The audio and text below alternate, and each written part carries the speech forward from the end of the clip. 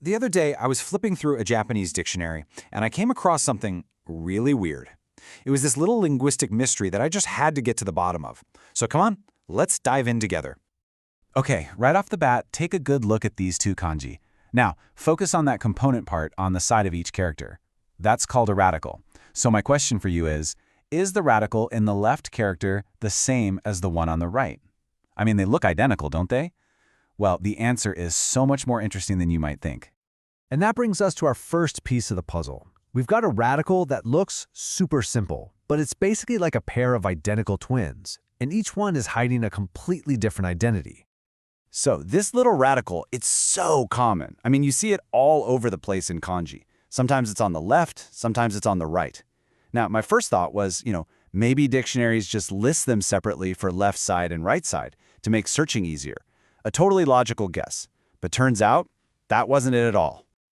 Okay, so get this. Here's the big reveal. The one that shows up on the left side, that actually comes from the original character for mound or hill.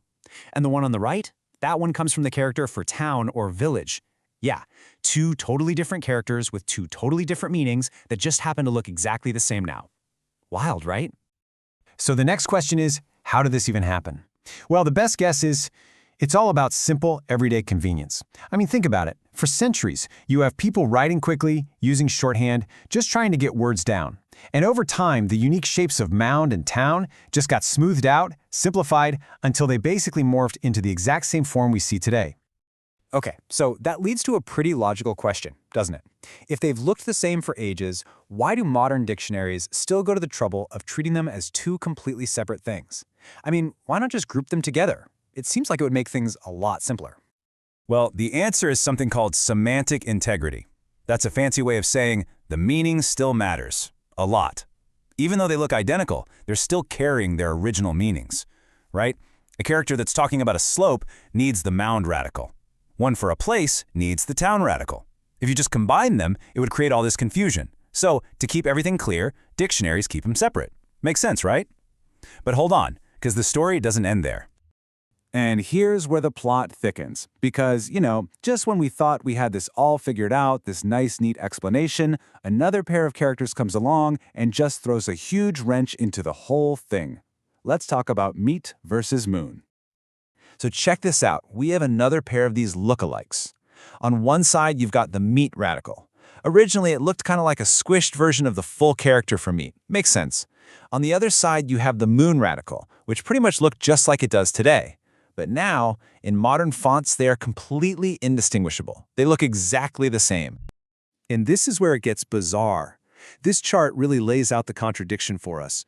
Think about it. We have two almost identical situations, right? The mound/town pair and the meat/moon pair. In both cases, different radicals evolved to look the same. But look at the dictionary treatment. Mound and town are kept separate, but meat and moon, they're grouped together. It's the complete opposite approach. So, what is going on here? This right here is the central mystery. I mean, the meanings of meat and moon are arguably even more different than mound and town. So, what happened to that whole semantic integrity rule we just talked about? Why does it apply in one case, but not the other? Why are these two just lumped together? The answer, it turns out, is surprisingly simple, almost elegant. It all comes down to one crucial factor that we haven't even talked about yet, and that is position. This is the big aha moment. So here it is, the big secret. It's a really simple rule. The mound radical is always on the left. No exceptions. The town radical is always on the right. They each have their own fixed, unchangeable spot. But the meat/moon radical? Oh, that one can show up anywhere. Left, right, top, bottom. It's a total free-for-all. And that simple rule explains everything for mound and town. Their position is fixed, so if you see that radical on the left, 100% it's the mound radical. If it's on the right, it's town. There is absolutely zero ambiguity, no guesswork needed, so the dictionary can afford to list them separately. But for meat and moon, it's a totally different story. Since their position isn't fixed, if you were a learner trying to look up a character with that radical, how would you know which one to look under? Meat? Moon? It would be a complete coin flip. It would make using a dictionary impossible. So for purely practical reasons, they're grouped together. It just makes the dictionary usable for, actual humans. And there's even a special Japanese term for this combined radical, which is just so cool. It's called nikuzuki, and that literally just means meat moon. It perfectly captures this dual identity in a single practical entry. It's just a fantastic piece of trivia that shows how the language itself acknowledges this handy little fix. So let's step back for a second. What's the big takeaway from our little detective story here? I mean, this is about more than just some quirky kanji, right? It actually tells us something really profound about how language works and how it evolves over time. And what it tells us is that this isn't some kind of mistake or a flaw in the system. You could almost say it's a feature, not a bug. This isn't the result of some academic committee sitting in a room and making up rules. Nope. This is the result of millions and millions of people, over centuries, just using the language and shaping it to be practical for everyday life. You know, one of the sources I was looking at put it really well. It said the fact that they naturally arrived at these forms is pretty impressive. And it's so true. It's not just that they changed, it's that the system itself developed these really elegant, practical solutions to deal with the consequences. It really is evolution in action. When you boil it all down, this whole puzzle is a story about one thing: practicality. It was practical for writers to use shorthand, and that's what created these lookalikes in the first place. And then, it was practical for dictionary makers to come up with clever rules to help readers make sense of it all.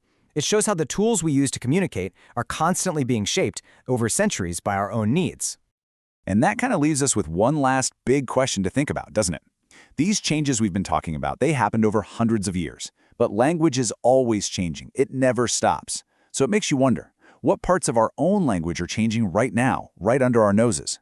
You know, the slang we use, the way we text, even the emojis we pick. What stuff are we doing today that's going to become one of these fascinating little linguistic puzzles for people to solve in the future?